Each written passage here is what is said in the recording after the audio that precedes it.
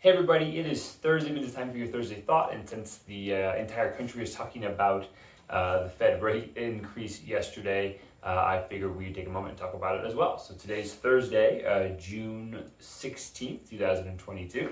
And so yesterday on Wednesday, the 15th, I think I got my days right, the Federal Reserve basically made an announcement they're going to be raising the Fed funding rate 75 basis points, or up 0.75%. And that's been kind of the news. I think that the obviously overall understanding is that inflation has gotten out of control in large part because of the quantitative easing that has happened over the past couple of years, past few decade. But besides that point, I'm looking at just the pandemic and the amount of money that flew into it. Also, I think going back towards the beginning of the pandemic, the Fed bought up a lot of the mortgage-backed securities that are out there, which gave a lot more room for the liquidity in the normal market to allow for easier borrowing.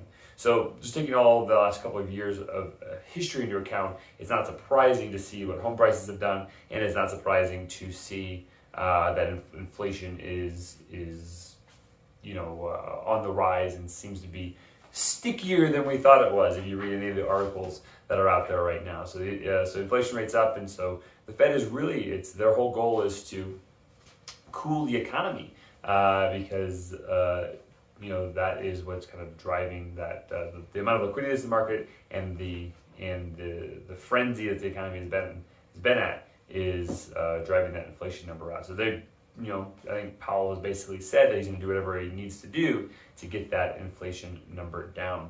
So what does that mean for you? And what does it really mean for real estate in general?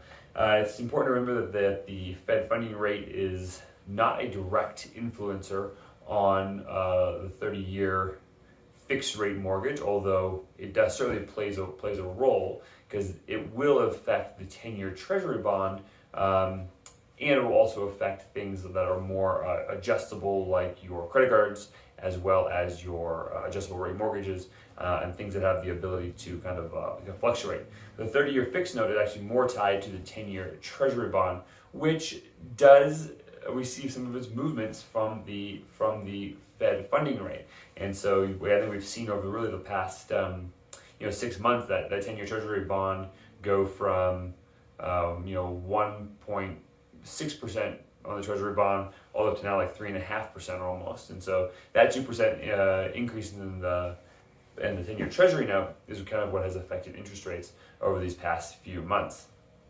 So what are we seeing today in 30-year fixed rate mortgages? I'm not a lender, so I'm not going to necessarily, I'm just going to share with you what basically Bank Rate in an article that I read have said is that the average, as of today, the average 30-year note, or average 30-year fixed rate mortgage is at 5.1%. And I was talking to a lender yesterday here in my office, and he said that even if you were, a golden borrower, you're in the sixes right now, 6.25 or something along those lines. And so, it's crazy to think about that. Just a year ago today, the average 30-year fixed rate was 2.96. So we went from essentially 3% to essentially 6% in about a year. It's amazing how fast that it can change.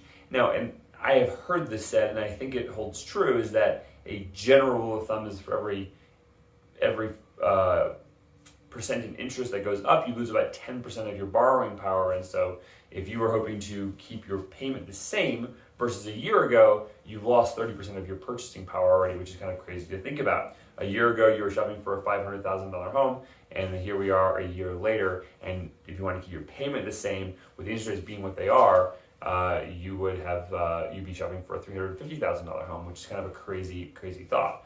So, and then even just looking back to November, December of last year, I think the average interest rates were about 3.25%. If you look at historical mortgage, 30-year fixed rate mortgage averages, they were in the mid threes, and now they're of course not yet, but as we move into these next few months, you're going to see that average be close to that 6% mark. So it's crazy how fast things can change, and we're kind of seeing that change right now. We're in the moment of it. We'll look back in 6 months and we'll see how everything will pan out.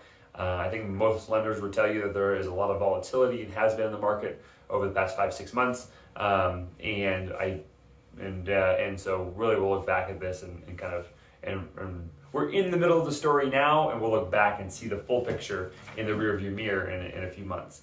So not as far as it's gonna cool the market, right? I mean, it's gonna put some buyers out of the market. Our inventory's already been increasing. I mean, this is what the goal is to kind of cool the market a little bit, and we're definitely gonna see that. So that's the update for you.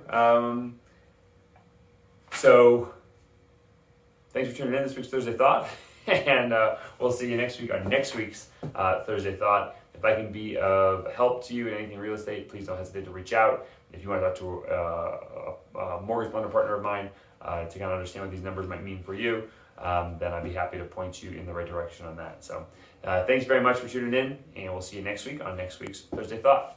Ciao.